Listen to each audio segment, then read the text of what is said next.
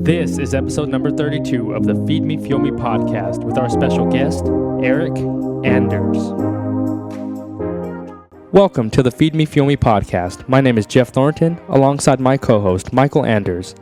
Each week, we bring you an inspiring person or message related to our three pillars of success: manifestation, business, fitness, and nutrition. Our intent is to enrich, educate, and empower our audience to take action, control, and accountability for their decisions. Thank you for allowing us to join you on your journey. Now let's get started. We would like to thank our sponsor, FitAid. If you're serious about your performance and recovery, go with FitAid. FitAid is the perfect pre- and post-workout supplement product. If you're dragging pre-workout, FitAid contains natural ingredients to give you that boost and pick-me-up you need without the jittery effect. And if you're looking for recovery after your workout, FitAid has branched-chain amino acids or BCAAs, L-glutamine, L-arginine, vitamin C and D3, glucosamine, turmeric, CoQ10, and raw organic agave to accommodate the glycogen window and provide your body with a complete and clean recovery. Be sure to give them a try at lifeaidbevco.com, your local gym, or a grocery store near you.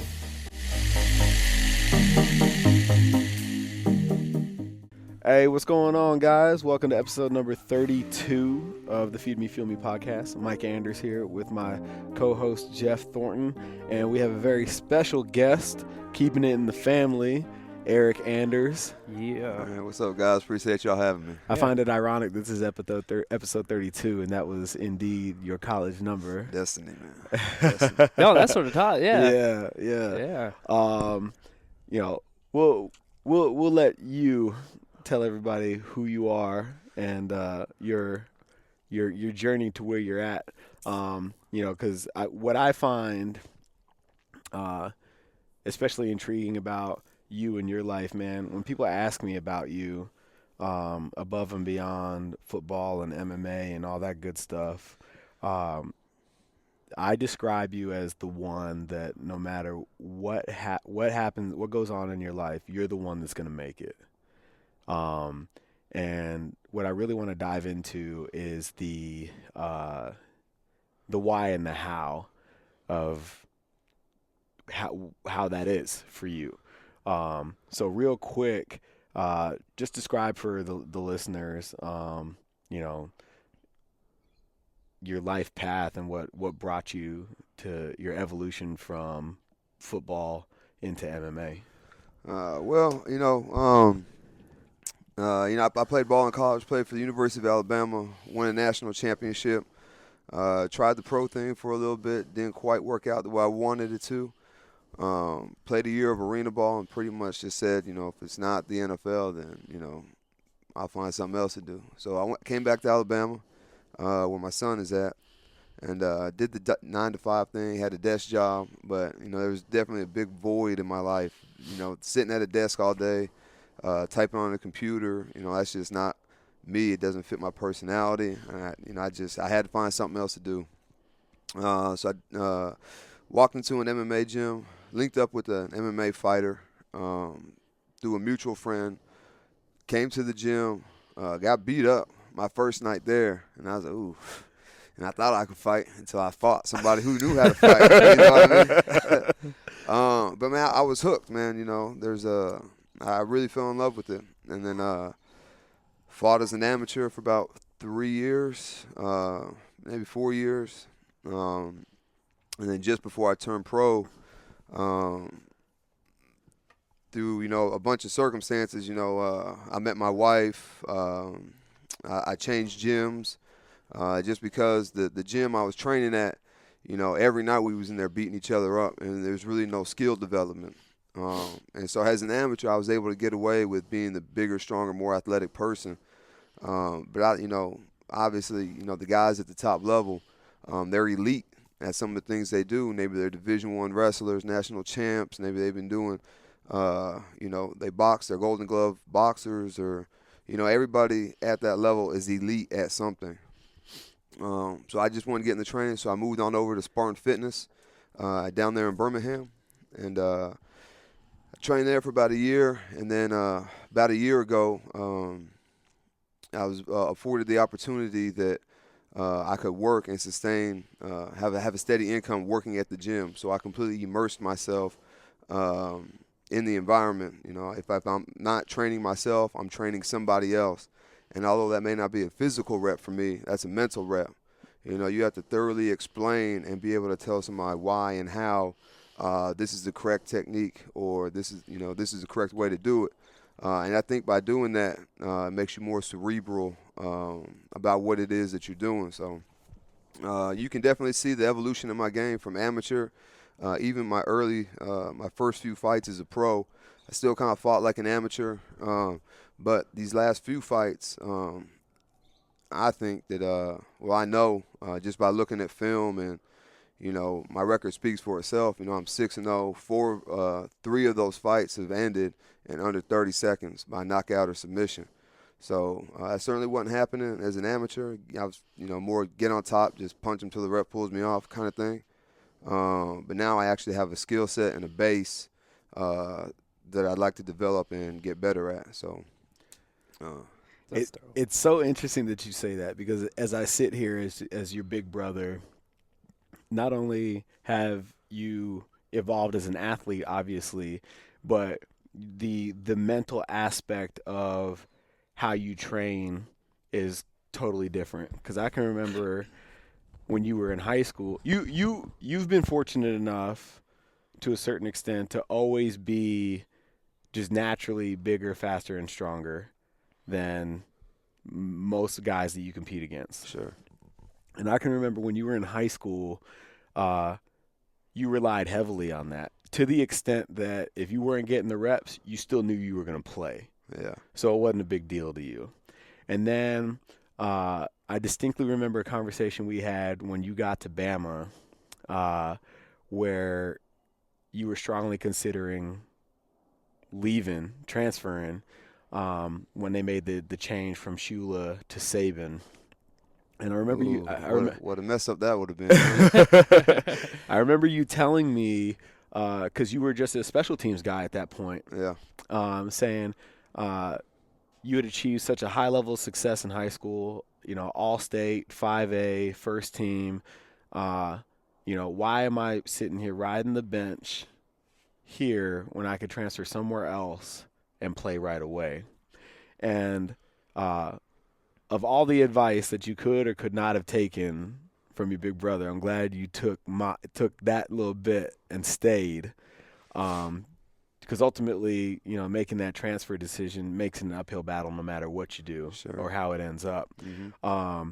But now you're at a point in the fight game where you're okay being novice, or you acknowledge a lack of a skill set, and you understand that it's going to take work to make yourself better, because now that it's one-on-one, you know, you don't have 10 other guys to hide any deficiencies that you may have.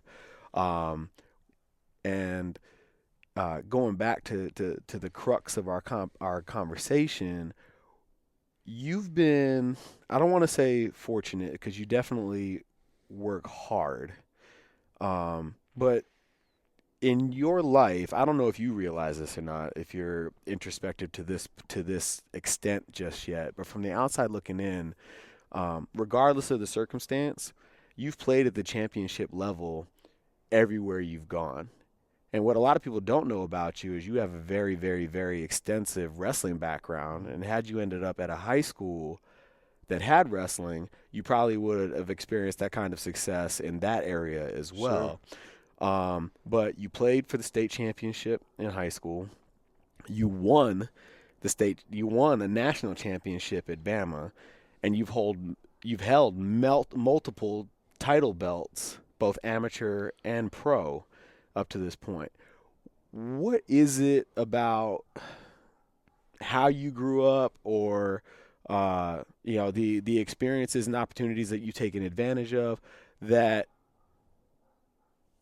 allow you to live those circumstances?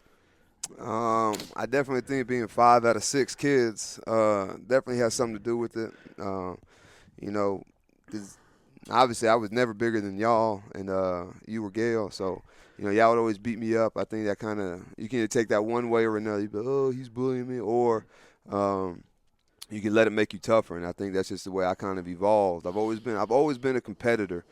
And when I was younger, probably not the hardest worker, but come game time, I'm ready. But the thing that I realized is I could be even more ready and push myself to a whole nother level if I do all the work when no one's looking. And it makes it look easier. Once you're prepared, the whole saying, what is it? Train hard so the fight is easy, or train hard so the game is easy. Man, it really holds true, because you can only push yourself to the level that you've been pushed to. But in the off season or in between fights or whenever in between competition, if you can raise your level to another level, then come game time, fight time, or whatever, you'll be able to achieve a higher level. And that's something I learned, probably my junior year of high school. My first 2 years of high school, I kind of, dicked around a little bit, wasn't as focused as I should have been. And I got fire lit up under my ass for whatever reason. I just, maybe it was the structure of the high school we moved to, or, whatever. I'm not really quite sure what the catalyst was, but I just started to enjoy outworking everybody. It never felt like work to me. It's like, okay, he beat me in this last sprint. I'm going to beat him this time, and he's not going to beat me again. He lifted more than me on this time. I'm going to lift more than him. Always seemed like, okay, who benches the most? Okay, put it on the bar. Let's see. That kind of thing. So I think that my competitive nature, kind of came out my junior year, sophomore, junior year of high school, and the higher level that I play at. When you get to college, everybody's good. Yeah. Everybody's big, strong, and fast. I remember my first snap at practice. The first time we put full pads on, it was like the first string offense and then the second string defense, and whatever I was a true freshman. I was out there and the ball snapped and everybody moved but me. I was like, oh shit. So there was dips. So I was like, okay, man, I got to get on my P's and Q's, man. I got to, dive in this playbook so I don't have to think. It's a reaction, and I'm not thinking anymore, because if you have to think about what you're doing, it's going to put you a hair behind. So unless, you're an Ernie Sims type guy, I don't know if you remember him, Ernie Sims, who played at Florida State. Yep. Man, that dude ran 4.3. So when his coach came over to Bama, and he was like, look, you don't run a 4.3. Ernie Sims would mess up, 4 out of 5 plays, but he runs a 4.3, and he bigger, stronger than everybody else. So he's going to, he can make up for it. Yeah. Right. Not me. So I had to, film study became a big part of it. As like the mental reps, that's when I kind of put the correlation between with the two together, the mental side and the physical. I realized that it's not just about who benches more, who runs faster.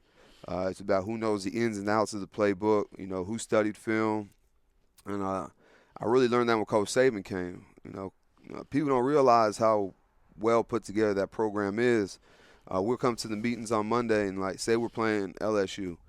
He'll have a whole, 4-inch binder stacked of information. It's like, if it's first and 10 on their 20 in this personnel, this formation, 90% chance of running one of these 3 plays. Second and long from, the going in or whatever. This formation is 85% they're running this play. So when you're out there on defense, you already know all this because you prepared for it all week. We get the defensive call. Look, you see everybody standing up, looking at the formation. Boom, they run one of these 3 plays. And, Alabama's had the best defense in the nation, or first, second, or third, ever since he's been there. And that's why, So now you kind of figure out, so there is a mental part. It's not just pushing through a cramp or pushing through a pulled hamstring or something like that, or a rolled ankle. Yeah. I know they're finna run a jet sweep based on this formation. They're on this part of the field, this down and distance.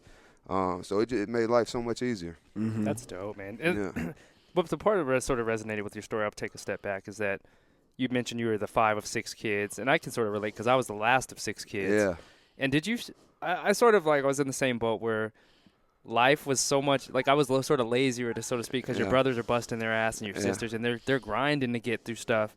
And I'm sort of through osmosis, learning from them through the struggles they had. And so just not taking stuff as serious, but then eventually evolve into it. Yeah. Did you find like that early mentorship in your life made it a little bit easier to go through some of the trials and tribulations that your older siblings went through, seeing them go through it? I would say when I was a freshman, Michael was a senior, and it's like they automatically put me on JV, just because he was a good football player. But I've always had a mouth, so I was always not really so much being mentored by him, but being chased down by them and beaten up and whatnot. And I think that that probably has a big part, big part to do with it as well. But yeah, for sure, I would see them get in trouble for something. It's like, I bet not do that. Yeah. Go ahead and let them eat that one. But then I go find my own way to get in trouble. Yeah. So I think everybody has their own path, and they have to learn from their own experiences as well as other people's experiences as well. That makes a lot of sense, man. Yeah, because I know just from what you're saying, you're gonna hit your head against the wall because we're the stubborn guy. But you're the baby though, so there's absolutely no touching you. You got diplomatic immunity. Man, not me. They don't care about me. They don't care about me. Man, I still had it rough, man. They treated me like just like everybody else, man. But it's I think for me it made it a lot easier because they would tell me one of my brothers are 10 years older than I was, so they would set up the play, so to speak, like you're talking about how Saban, they set up the playbook for me and saying, okay, when you get to college or play ball, this is what's going to happen. Sure. And when you're a kid, you're just like, cool, like whatever. That's ain't going to happen to me. And then until you run into that situation, you're like, oh, shit, they told me this, 10 years ago. Man, you know what I'm saying? I've had so many countless experiences like that where, my dad would tell me something or my coach will tell me something or, my brothers will tell me something about, whatever. I got stuff to do. Yeah. Man. I'm trying to get out of here. And then I find myself in that situation, be like, damn it, if I just would have listened, but it's hard, man. Sometimes you got to fall on your butt to learn your lesson sometimes. It's true, man. That's crazy. And I don't know, I'm thinking about how when you went in MMA, like Darius mentioned you had a very good wrestling background. Starting out as an amateur, what was the hardest part? Was like the mentality of stepping into a gym, not having that MMA background, because guys are coming from jiu-jitsu and all that. Yeah. What was your strength going into it, and then how have you evolved to a point to where you're learning all of these different specialties? Because I know to learn this stuff is extremely difficult. Sure, it takes years of practice. Well, man, like I said, I'm just when I first went to the gym, there was a lot of guys who, like the first gym I went into, there was a lot of fighters. There weren't any martial artists, you know what I mean? And there's a big difference. Fighters only train when they have a fight coming up or when they feel like training. Yeah. A martial artist trains every day to better himself in every aspect. So there wasn't a whole lot of highly skilled guys, so it's not like I couldn't hold my own just against that one particular guy who is now a UFC heavyweight. I didn't fare too well against him. But everybody else, I was much stronger and much more athletic. Yeah. But I feel like I started making the most progress, one, when I switched gyms over to Spartan Fitness, and two, once I gave up the athleticism and the strength. Once I put myself on an even playing field athletically, so now I have to focus on technique, and I can't just, bench press somebody off of me. That's when my game, started to improve. I made the biggest jump in my game at that time. That's dope. I feel like MMA is the CrossFit of fight sports, in the sense that to be elite, you have to be good at everything. Sure. So for you coming in, because you were telling me the story last night, how you walked into the gym for the first time, like still fresh off of football, like 250 pounds. Yeah, I was like 245 or something. No kidding. And how, because a lot of people think that you're a good fighter because you played at Alabama. Yeah. And you're very quick to tell people that being a good football player doesn't have shit to do with being good in the octagon. I mean, unless you play like defensive back or something like that, where you have to like shift your hips a lot, and the footwork is, you develop footwork. Mm-hmm. Playing linebacker though, everything is forward and backwards. Not a whole lot of lateral movement playing outside linebacker. And when you're striking, if you just want to move forward and backward, that's fine. But that chin gonna get touched every now and again. And if you back up too much, it makes it easy for people to take you down. So I had to change the way my body was programmed to moving, the way I had developed it all. From I started playing football when I was 7. So from 7 to 24, this is the way my body has been trained to move. Now I had to retrain my body to move like a boxer and have be able to move off my back. Even with wrestling, being on your back is not a position in wrestling. If you get put on your back, it's over with. Right. Not so much in jiu-jitsu. There's a That's a good place to be. Yeah, there's a lot of offense. In MMA, being on bottom is not where you want to be. Okay. But in the jiu-jitsu match, there's a lot of submissions you can throw up from there. But when you add punches to the mix, it's not jiu-jitsu anymore. Got it. You can do jiu-jitsu techniques and moves and stuff, but you run the risk of getting punched in the face. Yeah. So when I'm on bottom, I usually try to stand up, get the person off me, rather than strike from the bottom, because it doesn't matter who you are, you're not gonna be able to generate enough power to knock somebody out off your back, unless you're like a Dan Henderson or somebody like that. But they can sure as hell rear up, and the mat's not on their back, so they get all that range of motion. So right, man, it's just better to bury your head and try and stand up.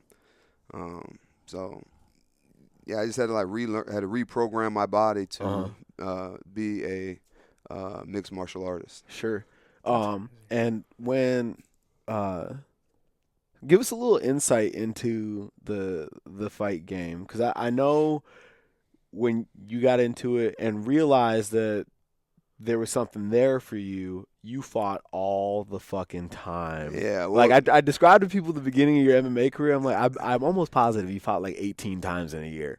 Yeah. Where at the professional level, cats are fighting once or twice. Yeah, so that's kind of the perspective we're talking about here. You fought a lot in the very beginning. Well, once again, that's shitty coaching. Like, if I'm a coach, I'm not gonna let my amateur fighter fight, every other weekend like I was. Right. Because there's only so many fights that you need to get ring experience. You need to develop a skill set, and you're not gonna develop a skill set if you're fighting every other weekend. You're competing all the time. I got to cut weight. I got to run. I got to do my cardio. So there's really no time to develop.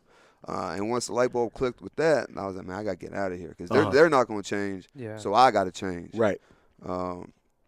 So yeah, my amateur, as an amateur, I was fighting literally every other weekend.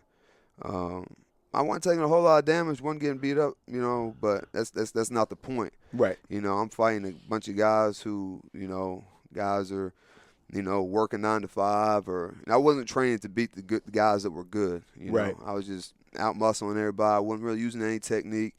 And I went 19-3-1 as an amateur.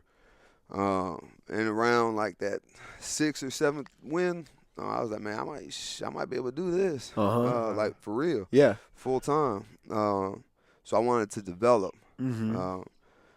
So I had to make a move. Right. I fought twice as an amateur for maybe 2 or 3 times as an amateur at Spartan Fitness under Chris Conley. And then, I've probably fought, let's see, I made my pro debut August 22nd of 2015, and I'm 6-0. So, man, probably every other month. Yeah. I was fighting, which I think is the way to do it. Because in that month, like my body, I'm not blowing up to 225. I try to keep it like 210, 215, make the cut easy. My wife, she's a fantastic cook, and she's all healthy and stuff. So sure. Yeah. That keeps my weight down and makes it easy to come off. People tell me about fasted cardio and hill sprints. And early on, in my career, I kind of feel like I had to get the fight over with, because I didn't know, especially when I fought at 85, because I was, one time I cut from 215 to 185 in 5 days. Man. I probably took the worst ass whooping of my life as a result of that. I was just so tired. I was like, you're right. So there was always that if factor, like if this guy gets out of the first round, am I going to have enough juice to take it to the 3rd round? Right.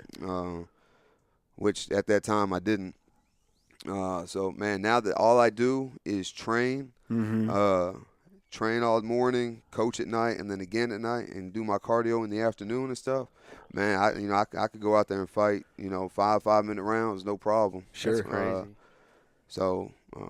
How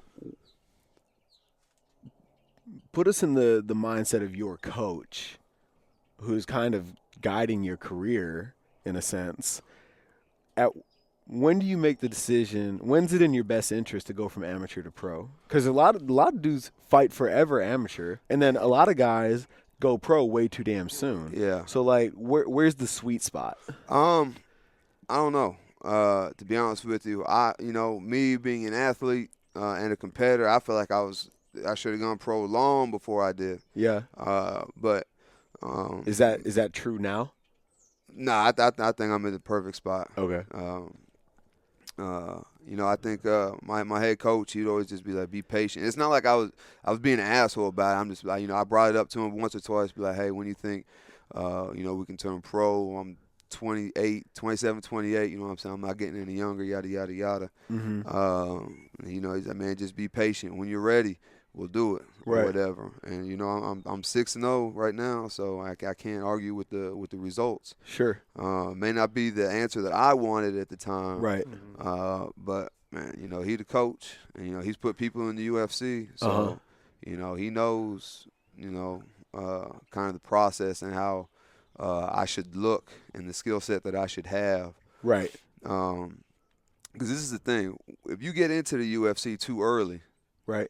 which is the biggest promotion in the world, and then you take 2 losses and they cut your ass, man, you're going to have a long road to try and get back in there. And it might not happen unless you're in heavyweight. That's the slimmest division Okay. in the UFC. Uh-huh. But I'm a middleweight. There's like 43 other middleweights. It's a heavy division. It's a thick division. Mm-hmm. So, yeah, they could probably do it.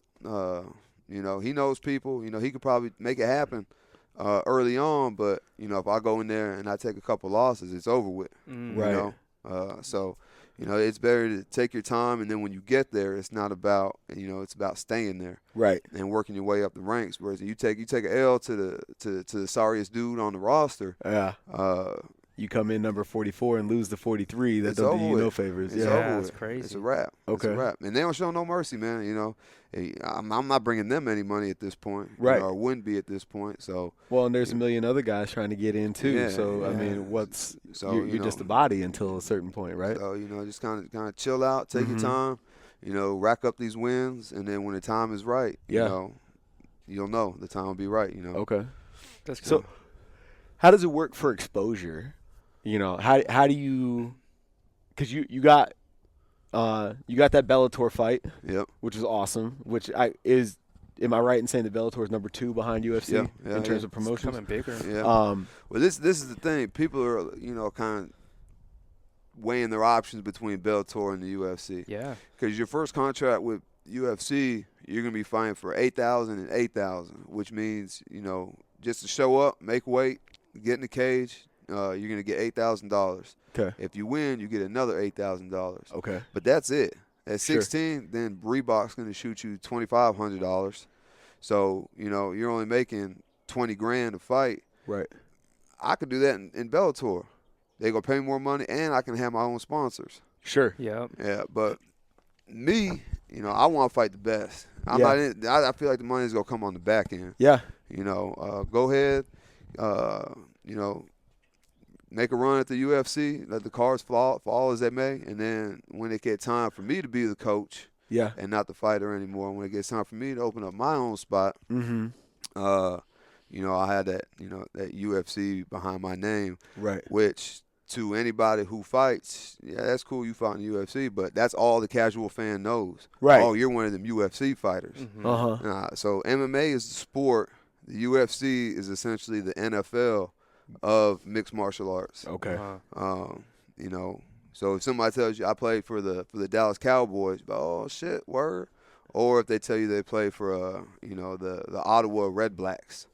Okay, cool. Yeah. That's word. the Yeah, difference. it's a big difference. You know what I'm saying? Yeah. So if you bring your kid to, learn mixed martial arts, who are you going to go to? The guy who played in the NFL? Like if you have a kid and you want him to get some one-on-one training with for football, are you going to take him to the dude who played for the Cowboys or the dude who played for the Red Blacks? Yeah. Not saying either one's better than the other. For whatever reason, they ended up where they ended up. Right. But I played for the Cowboys. Yeah, just have the reputation Yeah, behind it. just to have the name behind you. Right, so, right. I'm kind of looking in the future because I already know, anything can happen in the fight game. Yeah. I can go to the top and I can take a few L's, whatever. Yeah. But, I would like the opportunity to fight the best fighters. Sure. It's interesting that you already have that perspective because I was just listening to Greg Glassman. He's the creator of CrossFit. And he was talking about the correlation between money and excellence and the outcome if you pursue one over the other. And if you chase the dollar, right, go for that immediate cash, go into the UFC too early, whatever, it's short term, and you even if you do achieve excellence, it's a very short window. Right. However, if you take your approach and you pursue excellence and being the best at your craft, and never mind the payout, but putting yourself in a position where you have the opportunity to fight and compete against the best of the best, the money will come. Sure. And the money will match the excellence and not the other way around. Well, you're going to make more money on the back end, I assure you. Unless you're Conor McGregor or Yeah. one of those elite guys, you're going to make more money coaching Sure. than you are ever going to make fighting at this point. Yeah. It's definitely not the same money as boxing. Okay. Right. Deontay Wilder, the heavyweight champ, even then he fought. He's the tall black dude, right? Yep. Yeah. He's from Tuscaloosa and lives in Tuscaloosa, which is right down the street where the University of Alabama's at. Yeah. His last fight, he cashed in on $1.4 million. That sounds great, but is that going to last you forever? Nah. Floyd, on the other hand, fought for $300 million. Right. He's straight. He's straight. Right. You know what I'm saying? I'm trying to get Floyd McGregor money. Yeah. Floyd, I think Conor, his last fight was for like $5 million or something like that. Yeah. I guarantee you he made exponentially more money than that. Right. Way more money. Because off pay-per-view and all that Pay-per-view, seats, ticket sales. So that's where I'm trying to get to. You know what I'm saying? I'm not really necessarily trying to fight for peanuts forever. So, I just need to get my foot in the door, then I can kick it down. Sure. That makes sense. Within the MMA game, do you find it so you mentioned like Conor McGregor, he has this huge persona, so to speak, like a character, so to speak, like a WWE type of guy. Yeah. Do you find it important in MMA to create that character while you're building? It's got to be organic, though. Oh, it's got to be organic. Yeah. If I go out there and I talk shit, then it's not the same shit that I love talking shit, don't get me wrong. But if I go out there and try and be somebody I'm not, the people are going to see straight through that. Yeah. Like John Jones, for example. Fantastic fighter. When he first got into the UFC, he was the champ and all, and he's always like, God bless, this, that, and the third. Everybody know that shit fake. Everybody knows now he's getting caught with cocaine and running away from car accidents and failing drug tests and this, that, and the third. If he'd have just been the bad guy to begin with, he'd have made way more money. Right. Way more money. Hate him or love him, you're going to tune in whether you want to see him get knocked out or you want to see him knock somebody out. Right. You're going to watch. Same thing with Conor. That's what Conor McGregor's created for himself. People either hate Conor McGregor or they love Conor McGregor. But either way, they buying that pay-per-view. Right. Because that's who he is. But I don't know. Like I said, I don't know Conor McGregor. I've heard that his jiu-jitsu affiliation, Straight Blast Gym, is the same as ours. What does that mean? That's just it's just our affiliation. Like Straight Blast Gym is an organization. Okay. Then you have other jiu-jitsu organizations like Atos or Alliance. It's like being accredited. Yeah. Okay. Like this is our system of jiu-jitsu. Or whatever. Okay, that makes sense. Yeah. So people say he's a nice guy, a cool person, but then when you put the camera in front of him, the character comes out. But people think it's organic. Whether it is or it isn't, he's selling tickets. Yeah. Right. But if I go out there and I try and say some of the same stuff he says, it don't sound right coming out of my mouth. Right. So people be like, man, boo. Right. Yeah. So I just think it has to be organic. If it's your personality, cool. If not, then, just go out there and, knock cats out in, 10 seconds and let your hands do the talking. That's dope. Man, yeah, for sure. If you can create that fan base and, have people tuning in to watch you, buying your pay-per-views, that's where the money's at. That's dope. And do you find it important, like, as you're building your career now, building your presence through social media so people can start understanding who you are as a fighter, giving that backstory to where you're creating that brand of your authenticity? Sure. Do they help you market that besides just like fighting and tearing yourself up all the time? I'm not currently signed with a management company. I'm in talks with a few of them. And so when I sign with one of them, that's something they're definitely going to help me with. Yeah. But as of right now, I'm doing it all myself, me and my wife. The hustle. So I have a website, and I also have a fan page, like an MMA page, where I don't put nothing up there about football whatsoever. People already know Eryk Anders, the football player. Yeah, I need to know Eryk Anders, the martial artist, the fighter. Right. So that's what I'm trying to put that together. But man, I'm not tech savvy, man. I hate that shit, man. Yeah. I just want to show up, train, show up, fight, get paid, take it back to the house. Right. But man, eventually, or probably when I get back home, once I get back, training and stuff, I'm gonna have probably the best thing you can do on social media is make a post at the same time every day. Consistency. It might have been you who told me that, or somebody else who was telling me that. So I'm gonna have to figure out a time and date where I can consistently put content up there for people to tune in. So, man, that's what I'm trying to figure out now. Yeah. But I think I'm making some headway. My fan page has 1,000 something followers. I just put it up 2 or 3 weeks ago. So man, we'll see. The South really isn't the best market for MMA.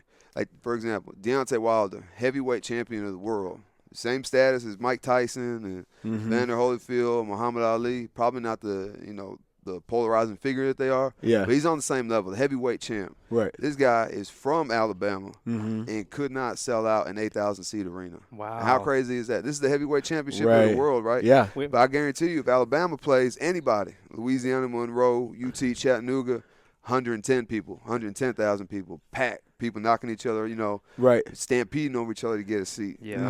I think that's kind of crazy, man. How can you not support the hometown hero? Yeah, man, this is a heavyweight champ of the world, man. Right. Do y'all understand that? And we haven't had an American heavyweight champ in a while. Yeah, man, the Klitschko's been running that shit. The Ukrainian guys. Right. So that's just where we're at in the South. So yeah. Do you think that because Deontay didn't play? Nah. Right. Do you think that not if, but when you blow up, you're gonna get Roll Tide love? Oh, forever, no matter what. I think that last play, that sack force fumble I had against Texas in the national championship game, nice. I think that's gonna be forever ingrained in people's head. And no matter what I do, I can run for president. Eryk Anders is gonna be the former Alabama linebacker. Right. Period. I love that. Well, I just wish that people would, go out and support the local talent. Yeah. If and other things that not concerning football. Sure. You know what I mean? But it really doesn't matter what I do, what I accomplish, how far I go. In the eyes of the Alabama faithful, I'll always be that outside linebacker. Right. And you embrace that. Yeah, it's cool, man. It's cool. Yeah. It's cool. It's definitely provided me opportunities, and I would say one of the reasons why I'm such a popular fighter in Alabama is because that's the guy who played for Alabama. That's the guy who sacked Gary Gilbert. That's the guy who, yada, yada, yada. So they may not even know me, but they've heard the name Eryk Anders. Right. So they're familiar with it. Right, right. So in terms of sponsorships, ticket sales, I think it helps a big deal. But beyond all that, I think that people should go out and it shouldn't. If Deontay Wilder fights, it should sell out in 30 minutes of the tickets going on sale. Right. That's a pretty big deal. That's impressive. That's awesome, man. But I think that goes back to everything that we're talking. We started this conversation with, man. You're special in that way, dude. You know what I'm saying? It's like you got that Midas touch. You know what I'm saying? I hear you. And it's not. And I don't mean that in a condescending or a negative way, in that things have come easy to you, because you and I both know that's not the case. No. But because of who you are and what you put out there in the universe, it always works out. Yeah, man. But I mean, I'm just me though. You know, I'm Right. not trying to be nobody else. You know, I don't do anything that I wouldn't. Like, I don't do anything and then I look back and be like, dang, I shouldn't have did that. You know, I kind of like think about stuff before I say it. You know, trying to be polite, respectful. You know, people see that. You know, when they think of a MMA fighter, you know, the only one they probably know is Conor McGregor. Right. Right. Now, You yeah. know, who's always talking shit and, you know, snatching people's belts and, you know, talking about people's mama and stuff. You know, so And stuff, that's stuff when- you want to do in real life. yeah, when you like, oh, this guy's a fighter, man, that's a really nice guy, man. You know, so it kind of gives him a little shock, a Yeah. little bit. You know, it's like, you know, I'm surprised. You know, when I first met you, you know, I thought you'd be much more of an asshole. You know, I thought you'd be a little cocky. Man, I'm sitting out here in house shoes, sweatpants, and, you know, trying to grow a beard that just won't, you know, sprout for me. So, yeah, man, it's just, you know.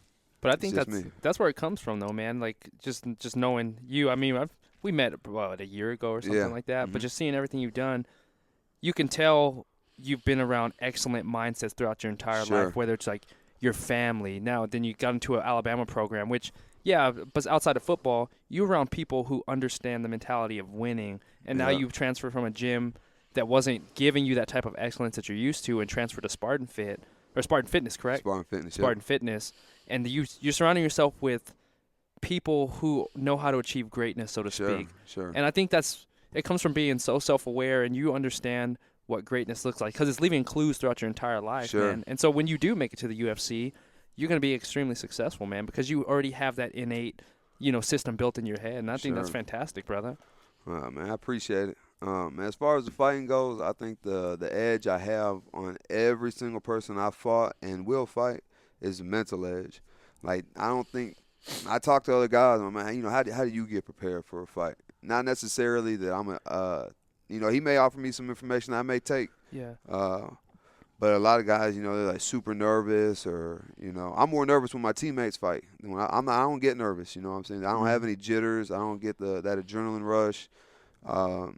Because leading up to the fight, I'd almost say it's meditation, but I visualize the fight. Like, I may watch some film on my opponent and see it, the people he's fought, his style, because everybody, they have, no matter what, they may try and change, but once they get hit, they're reverting back to, what they know, so to speak. So a wrestler who's trying to stand up and strike, once he gets touched, he can go right back to wrestling, and vice versa.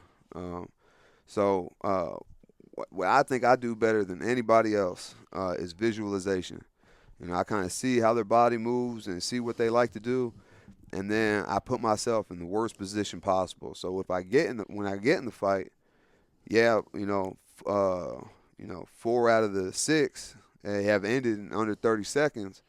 But the ones that didn't, I got put in some bad spots. Like, one guy was on top. But I've been there already in my head. So it's not like, oh, shit. It's, all right, man, control the wrist, put your feet in his hips, kick him off you, get your underhook. Right. I kind of taught myself through it. And I'm not surprised, or it doesn't catch me off guard if I get, like, taken down and someone's on top trying to throw punches. Because like I said, I've already been there and I've seen it. And I can damn near feel it. When I'm just sitting there in the house at night, just doing my thing. So I think that's the biggest advantage, and I think that's one of the things that people neglect the most. But it's the most important. Sure. At the top level, everybody's big, everybody's strong, everybody's fast. What is it that's gonna? Everybody's been training their whole life. What is it that's gonna separate you from the other people? Because it's not going to be a physical thing. It's, right. It's a mental thing. Sure. Right. So. And that's what they talk about, like the Conor McGregor, so to speak, to go back to him, is what you mentioned, the visualization, because when he's leading up to the fight promos, he paints a picture so vivid, where he's telling you he's going to hit the guy in the first round with his left hand on his jaw and drop him. And when he does it, people are like, what the hell just happened. Yeah. But like you're saying, in his mind, he can see it and he feels like what's going to happen, and you're doing the same thing. So that's like you're saying, that's the separating factor, I think, because like the whole thing, the Mike Tyson, once everybody has a plan till they get hit, dude. Because I don't know, for me, if I got hit, like, oh crap, like you your mind starts spinning, like what the hell? Start reevaluating your decisions a little bit, huh? Have you ever been in a situation where that happened, to where you have to just bring yourself back to level, where like something unexpected happened during a fight or during training or something, that where you're just like, okay, calm down, Eryk, like let's get back on. Well, when it comes to training, I'm not really ever caught off guard. I get beat up more in training than I do in a fight, because when I'm training, I'm working on new stuff. I'm not just doing the same combinations or the same thing over and over and over. I want to develop a skill set where I can throw different kind of techniques and strikes and, different submissions and, stuff like that. So as I'm working on it, obviously I'm not as good at it, so I leave more openings, and I get touched a little bit in practice. So in practice, it's never a surprise. And in the fight, he's throwing punches too. I expect to get hit. So I haven't really ever like. They call it a flash knockout. Yeah. Where like you get hit and you like drop, and as soon as you hit the ground, you wake up again. You're like conscious and stuff. Yeah. That's never probably the worst thing that ever happened to me is in training, I got punched in the liver. Oh. And man, it was crazy, man. Like I got hit and I like took a step back, put my hands back up and everything, and my body just shut down. Like my knees collapsed. I fell to my knees, and I was like, man. If we was on like a battlefield, this dude would just fucking, cut my head off or, kick me in the face or, give me, that how you can. I was like, shit. So, but I'm very glad I experienced that in training. Right. Yeah. Then in a fight, because in a fight, then he's for sure trying to, he's coming with something. Put my head in the cheap seats. You know what I mean? Yeah. So, right. It's better to let that stuff happen in training than. Right. Yeah, man, I haven't been like. I've been hit, and it kind of felt like someone took a picture in my face with the flash. Like everything kind of went white for a second. Yeah. But I was right back in the mix. I wasn't like. Right. I wasn't like Frank Dukes or whatever dude from kickboxing where he gets the salt in his eyes or whatever. Yeah. So I've been very fortunate, but I also think. The preparation has a lot to do with that. Yeah. I'm not going to go out there and just trade punches. No, you're not going to see that happen. Yeah. And if it does, it means I'm hurting and I need to get out of there. Or the fight's finna end anyways. Yeah. If you ever see me do that, so I haven't been in that situation. So I don't think I've any. Maybe my second pro fight, I got put in some bad positions, but once again, I had already been there, so I wasn't like panicking and using up all my energy trying to get this guy off of me. Yeah, you know how to weather the storm at that point. Yeah. How's it? Oh, go ahead, Darius. In your competitive life, what is the biggest lesson you've learned and applied to become who you are as a competitor now? The number one person to compete with is yourself. Because, man, like there's plenty of times where I don't feel like getting up at 5 in the morning or 6 in the morning to go run 4 miles. That shit's not fun, but it's got to be done, So I think you are your biggest challenge, unless you're a machine, man. But, who likes getting up in the morning to go run, or when I'm tired going to train, or when everybody else is going out to do, go out to go party or have drinks or whatever, I'm in the gym training or whatever. So I think that I myself am my biggest challenge. I love what I do, so it's not like oh man, I don't want to be here type thing. It's not a chore. Yeah, it's not a chore at all. But it's still, I love it, but it's still in that category of it has to be done. It's got to, because I can slack now, but eventually, whatever I'm slacking on now and not training like I'm supposed to, that shit's gonna show up in a fight, and it may cost me a fight, which may cost me an opportunity. It's certainly gonna cost me money. Right. Can't have that. So, might as well go and put in the time now and then, go knock somebody out in 30 seconds or 23 seconds or whatever. Right. And then now I can go have drinks. Right. Now I can go party for a night. but then be right back in the gym on Monday at the same routine, Right. you know. That's Sure. awesome. As long as I'm not like, beat up or Right. whatever, you know. Well, it's so funny, man, because I remember after your last fight, I had made the comment that we were talking about your payout, and I was like, man, if you do the math, you made so much, you made a lot of money per hour, and you were like, fuck that, Man, I made pennies Yeah, I probably compared to all the work that I put Yeah. into that 37 made, seconds. I probably made a nickel an hour. That's crazy. All the time. I'm back on slave wages and stuff. Mm-hmm. But it's cool, man. I'm satisfied. The kids are fed. We're eating. Right. I don't mind. I'm also pulling in a paycheck from the gym from teaching classes and signing up members. But still, like I said, unless you're like those top 3 or 4 guys, Yeah. that's how it is for everybody. Sure. Yeah. So I'm no special situation. Everybody kind of going through the same grind. Mhm. But who's willing to endure more Yep. and put out more? Mhm. Those are the guys who kind of rise to the top. That's dope. I think. How beneficial has it been having that family support with your wife, your kids? Going through the grind together, because if you don't have that strong support system backing you, people won't wake up in the morning or, get things that they have to get done. How's that driving force for you? Man, it's so funny you said that. As soon as you said that, before one of my amateur fights, I was back in the locker. They kind of put everybody in the same locker room. They have like a red corner and a blue corner, and everybody's kind of chills out. And like the next 2 or 3 fighters are warming up. Now I was back there just fucking off. I wasn't even fighting.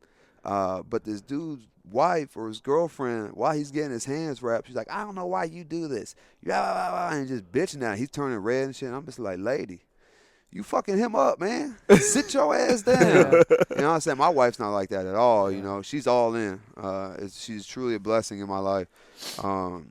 She always tells me, like, sometimes when I don't feel like getting up, I kind of just lay in bed. I'm going to do it.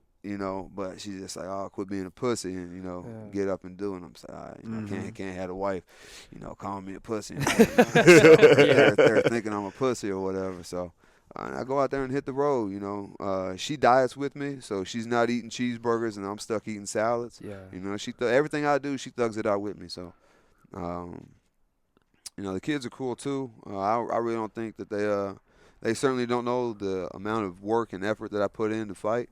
But they train, It's not like they don't know, my kids, they train, they do jiu-jitsu, they box. They don't box competitively, but I certainly put them out there to compete in jiu-jitsu. Yeah. Just because, they're not getting punched in the face. They may get body slammed or whatever, but, what boy do you know that hasn't been slammed before? Right. You know what I mean? So I think it's very healthy for them to go out there and compete amongst other kids and train and develop a skill set at a young age. People always ask me, my son Israel, he's like, is he going to be the next, Alabama linebacker? And I'm just like, listen, man, I wear my shoes, he wears his shoes. If he wants to play chess, if he wants to play the trumpet, if he wants to be in the band, if he wants to fight, whatever he wants to do, he's got to do something. He doesn't have a choice in that. But what he chooses to do, he has to have an extracurricular activity. And I'm okay with it, Yeah. I don't recommend a 7-year-old going out there and playing tackle football. Yeah. His mom, we don't agree on that. we don't agree. It's funny because I know a lot of parents or dads, especially who've been through football and the sport. They're more strict on when their boy's going to start football or if they want them to play ball because they've been through it. They know the pain of playing ball. Well, man, running full speed. It's not natural. 2 people running full speed into each other. My body didn't appreciate that. My body is so much feels so much better now than at any point, in my football career.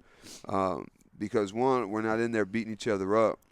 There are nights when we do go hard. We spar every Wednesday and Saturday, but it's a lot of timing work. Now, when we got fights coming up, it's important that you see that difference in speed and power. But for the most part, we're not in there killing each other. We're not knocking each other out in the gym. So I can get the work without beating my body up. Right. You know what I mean? Football, you kind of got to go out there and bang a little bit. Right. You know what I mean? Yeah. So my body did not appreciate that, and my body feels so much better now than at any point in my football career. It's funny because you don't realize it till you're done with ball. Like, Yeah. as you're going through it, you're like, Well, this is normal. Even aside from all the high-speed collisions, man, I was 250. My body's not made to be 250 pounds. Yeah. My knees hurt all the time. My back hurt. I couldn't touch my toes. My flexibility was an issue. Now, I kick people in the head and stuff. So I probably walk around in that 210, 215 range. Yeah. If I see 220, I need to reevaluate my diet and life choices. Yeah. I think that's just more of a natural weight for me to walk around at. Mm-hmm. And it's a lot healthier as well too. Yeah. Sure. And going back to your visualization, because obviously, especially for what you do, it's kind of like when we would get on stage for bodybuilding. Timing is a big deal. So when you pick a fight, I don't pick fights. First of all, no. I mean, people offer me sure this contract. when you sign the contract. Yeah. When you choose to fight somebody, when do you start? Do you have varying degrees of visualization, or are you always like when does that process start for you? It's ongoing. Man, I really don't sleep a lot, man. I can probably sleep maybe 3 or 4 hours at a time. So at 2 a.m., at 2 in the morning, I'm up. Mm-hmm. So, I'll go lay on the couch, close my eyes, I'm awake. But, I like to film myself so I can see how I move. You know what I mean? Or maybe I go back and watch an old fight. But then when I get an opponent, I kind of see how his body moves and, watch a little film. And then when I close my eyes, the fight is actually taking place in my head. But when I don't have a fight and it's just me, maybe I visualize myself with, keeping both my hands up instead of I have a tendency to let my right hand drop. So, right now the big thing that I'm working on is keeping my hands up when I'm throwing punches and bringing them back and keeping them up here instead of, letting them fall down here. So that's what I'm working on right now. So you're in a constant state of evaluation. Yeah, absolutely. All the time. Yeah, never stagnant. Right. What's your routines look like? This is sort of a multifaceted, like, two-part question. Like, when you have a fight, how's your routine look on a day to, like, from wake up to go to sleep? And then when you don't have a fight in the off season, or I don't know if you call it off season. Just in between fights. The in between fights, yeah. It's almost exactly the only thing that I don't do when I don't have a fight coming up is fasted cardio. Okay. I'm still on my hill sprints. I'm still training as I train. The only thing I just don't do fast. There's no need to do fasted cardio. I only do it when I have to cut weight to get ready for a fight. But other than that, I'm up running by 6 in the morning, mid work with my coach. After that, then we'll wrestle for a few hours. Then I'll have a break, from like 11:30 to 4. Mondays and Wednesdays I go do Pilates, which people laugh when I tell them that, but my core strength is stupid right now. That's You know cool, what I mean? So I'll do my Pilates Monday and Wednesday. Then I'll come back at 4, teach kids from 4 to 6. I usually have a private lesson from like 6 to 7. If I'm not doing that, I'm out on the mat training with the rest of the people out there. Nice. And then after, usually after a striking class, immediately ensuing that is a jiu-jitsu class. So I'll be right there in the jiu-jitsu class. And then some nights I stay there and clean up at night. Yeah. So Tuesdays is probably my longest day. I teach from 5:30 in the morning to 7, and then I don't go home before 9 o'clock.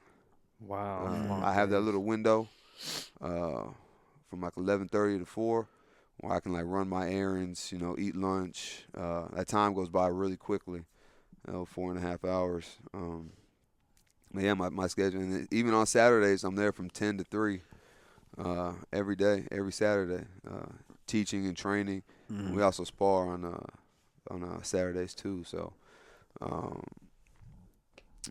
That's just yeah. And do you find because you mentioned, like, outside of your training, you're teaching kids, what you've learned. Do you find that it helps cement your knowledge even further to show that you have true understanding of your craft? Yeah, absolutely. Like, I can show you an arm bar. Yeah. That's different than articulating how to do an arm bar or how to finish a choke or a sweep or any kind of submission.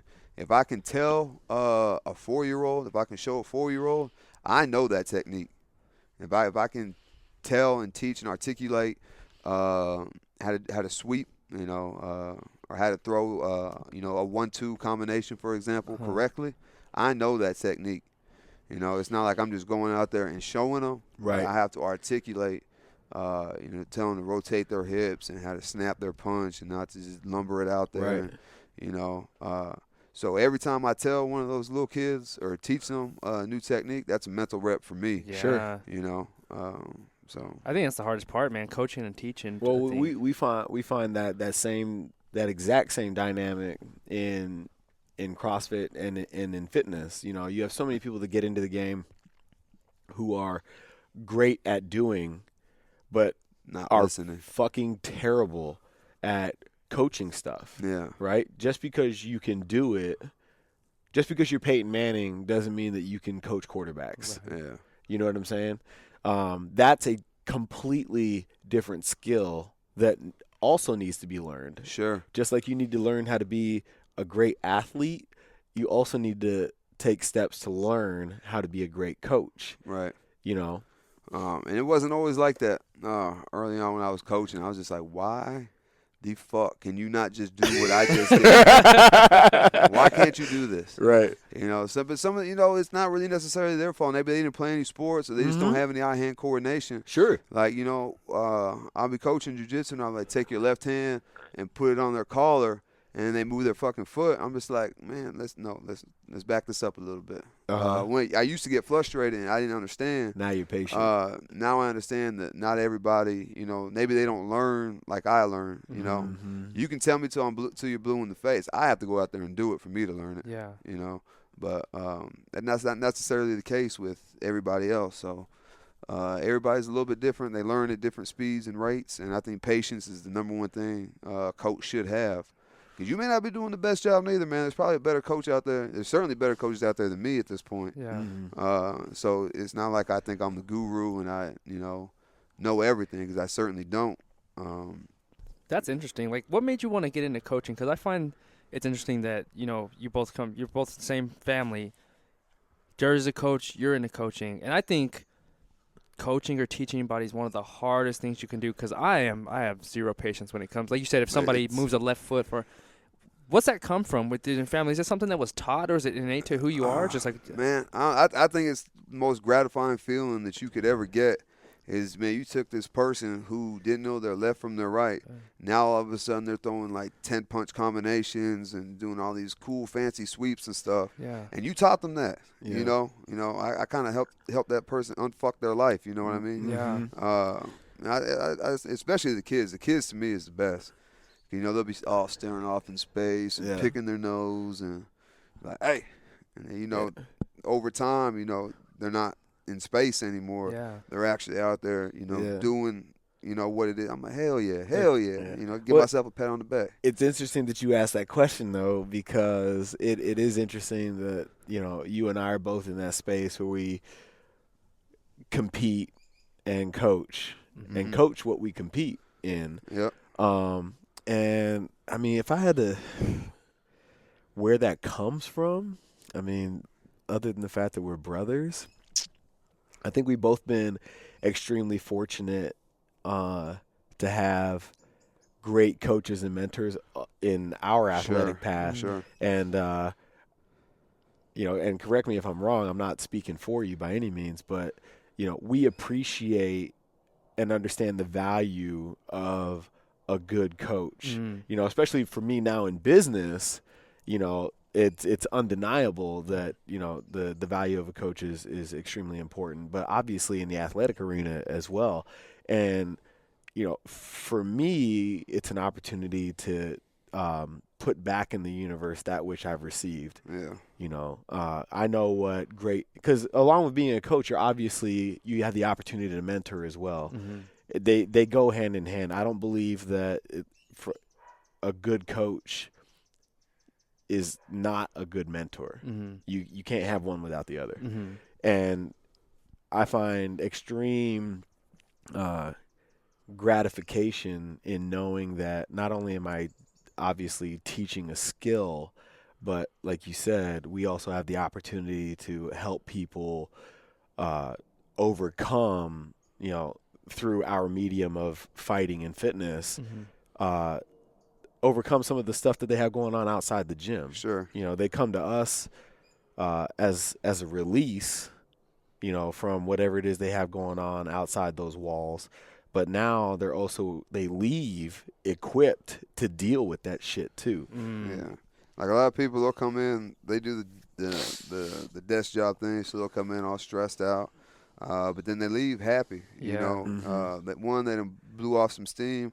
Two, they done learned something that, like from fighting, like we don't teach people to, we're not saying go out there and, beat up anybody who gives you shit. But, should the situation arise, man, you know how to defend yourself. And I think there's a certain confidence in the roar that people put out that when they know, like a lot of guys, when I first meet some people, like, oh, well, I'm undefeated in street fights. That's a false sense of security. If that's the first thing that you have to say to me, man, you're not too confident in what it is that you're doing. And that happens to you all the time, man. That's crazy. And I tell them, I was like, listen, man, the rule, like, I'm playing by the same rules you are, So don't think that just because you've been in street fights and I've been in, organized cage fights that there's a difference. Right. Because now there's no one telling me I can't poke you in the eye or, or kick you in the nuts or fish hook you, you know what I mean? I can do all the same stuff that you can do, so let's keep that in mind.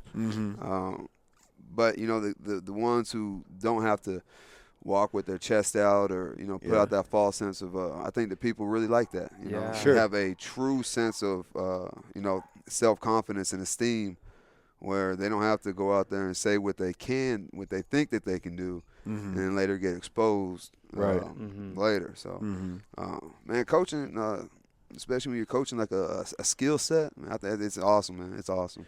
Well, the other thing that you do as a coach that's often overlooked and very rarely talked about is the ego does two things. It plays a role in making you think you're better than you are, or it gives you a false perception that you're less than you really are. Sure.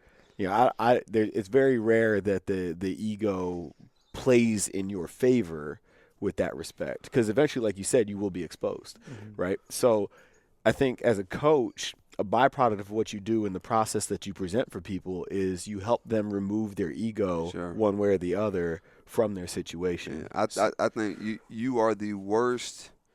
How can I word this? Like you're the worst person to ask about your like if you're getting better or not. Right? Because you be like, man, I suck, man. I can't get this. But then the person looking about, man, listen, man, from the time you came in to the time now, yeah, it's not perfect, but it's much, it's night and day compared to what you were doing. She's like, oh, okay, word. Like, yeah, man. So you're like the worst. I don't know how to put that in words. It's like you're the worst evaluator. Worst evaluator of your skill set. You got guys out there who think that they, could beat King Kong, and then you got guys who probably could beat King Kong, but they not. You're probably the worst evaluator of your progress. Yeah, that's true. Because it's funny, everybody thinks they can be like a CrossFit Games athlete until you work out next to a CrossFit Games athlete, and you're like, or it's like the same, like, oh crap, like, this shit's serious. These guys aren't, it's a whole different level, and you've seen it. Yeah. From football to MMA. MMA's funny too, man, because when you get in there with somebody who knows what the fuck they doing, they're moving at half speed and whooping your ass. Yeah, so, man, we run into that every now and then. Like, usually younger guys will come in, maybe they, 1, 2, or 3 fights, and they were probably swinging like this, and they just got lucky, they landed the punch that ended the fight or whatever. So they'll come in, they'll sign up and be like, yeah, I don't need to take any classes. I'm ready to start sparring and stuff. And you'll see them and be like, hey, man, listen, you don't know what you don't know. So how about you come take class, come learn a thing or two about a thing or two. And then, once you get to that level, you can start sparring. And then once you get good at that part, then you can start fighting. So we're looking at a good 6 to 8 months before you start even thinking about fighting, depending on the person, right? I think it's so funny that people are more willing to take that long road in your industry and so against it in mind. Oh, man, fuck up if you want to. Get in the cage prematurely if you want to. Mm-hmm. You know, you're going to wake up to somebody snapping their fingers over your face. And I guess the consequences are a little bit different. But did I win, coach? Yeah. No. Just stay there. That's crazy. But it's very much the same. You know, Sure. the dynamic in perfecting the barbell is the barbell is your opponent. Sure. In what I do, like you work against people.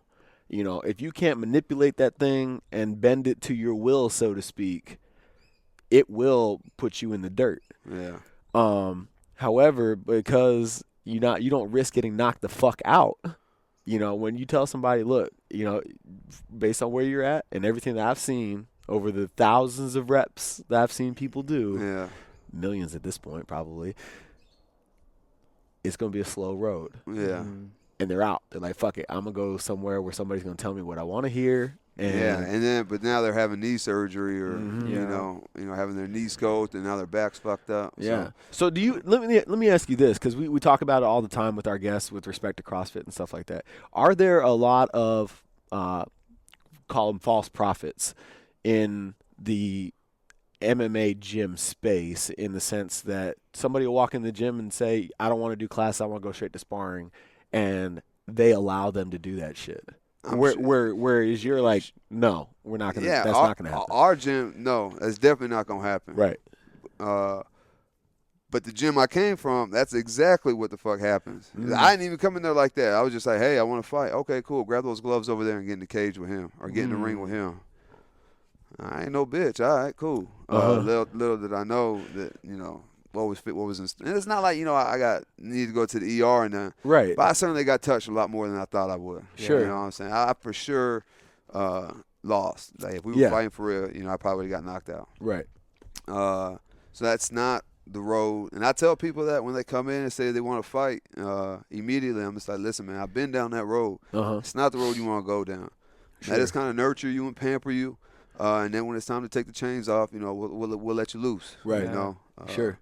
But man, some people, and like I said, it's usually the younger guys, like the 19 and 20-year-olds who, you know, they just, you know, fought with their peers or whatnot. You know, think that, you know, they got Floyd Mayweather hands. And you know, when I teach the private lesson, you know, I kind of gauge the kind of person that they are. Like this one kid, for instance, he's 19. He came in there and was like, yeah, I don't know what it is. It's something about my right hand that just lays people down. I'm just like, man, look, dog, I'm watching you right now. You're not going to lay anybody down in here. I'll let you fight my son. You know what I'm saying? My 7-year-old, you know, and he's going to give you a run for your money. Right. You know, so, but, man, they don't want to hear it, man. He showed up late to class. You know, he sat there and kind of hit the bag, looked like shit hitting the bag, no form, no technique. We tried to have several conversations with him that he wasn't hearing, so, you know, okay, look, dude, this is what you want to do? All right, come on in, spar with us. And he got touched. He got touched quite a bit. He came in one time after that. Yeah. Just to kind of show his face, I guess. Sure. But he ain't been back since. So, you know. Got humbled. Humbled, man. Dude, you know, he's an asshole. Yeah, he's probably forever going to be an asshole. Right. You know. And we that's not the route we typically take. You know, we try to change these people's lives. You know? And don't get me wrong, this is over the course of several months. Okay. That he just showing up whenever he wants to, not participating in the class, doing classes that he's not supposed to, because we have a beginner and advanced class. We have a strength and conditioning class for the advanced people. Yeah. So, man, he was just, you know, everybody, not just the coaches, everybody in the gym. You know, he said to me, so after you get done with your Bellator fight, you think you'll be ready to step in the cage with a man like me? Wow. And I was like, boy, you got to be outside your fucking mind. Well, you'll get away from me right now. Yeah. That's awesome, So, man, you know, man, he asked for it, and he got what he asked for, and he didn't want what he asked for, essentially. Sure. Now he's, you know, probably telling everybody that, you know, our gym wasn't enough for him, and, you know, probably making up some bullshit facade about what a badass he is to hide whatever insecurities it is that he has. So, But we don't like doing that. Yeah. It wasn't fun to beat him up. Right. You know. I can appreciate he asked for it, man. Yeah. Shit, fuck it, you know. And then you're going to take so much, man. Yeah. Well, let me ask you this, man. And I think that's a good place to call it quits. And we ask everybody this at the end of the show, and you can answer it on any level, mentally, physically, spiritually, whatever. 2 questions. First, what's one thing that you do each and every day? Because the common theme of everybody that we interview is success, and they're masters at what they do, and you're definitely in that category, and we hold you in that esteem. So what is one thing that you do each and every day? The common denominator amongst these people is they all have a routine. What's the one thing that you do each and every day that feeds you, gets the fire going, lights you up? And then number 2, what's something that you do every day that fuels you and keeps that fire lit? Something that I do every single day is I thank my wife, my coaches, and my training partners for being there, because you can't be a good mixed martial artist training by yourself. You're not going to get good just punching the bag. You're not going to get good just tossing a dummy around. So you need people to go in there and train. You need people to help motivate you. And, you know, obviously I have my routine. I like my routine. I don't like getting outside my routine, but if my routine falters at any given time, 1, it takes a while to get back on track. 2, the consequences of what I do for being ill prepared stepping into the cage, I get fucked up. You know what I'm saying? Mm-hmm. Someone puts their foot upside my head. It's not gonna feel good. So, just the wanting and thirst to get better, and also having. When I step into the cage, I'm so confident that I'm prepared for the fight, that it doesn't matter who it is or what he does. I already know I'm going to win, because of the way I prepare for the fight. There's no question about it. He may sneak a punch in. He might get something off. He might get a takedown or whatever. But at the end of the fight, I know that my hand's going to be raised, because of the way I prepared and because of those who helped me prepare for the fight.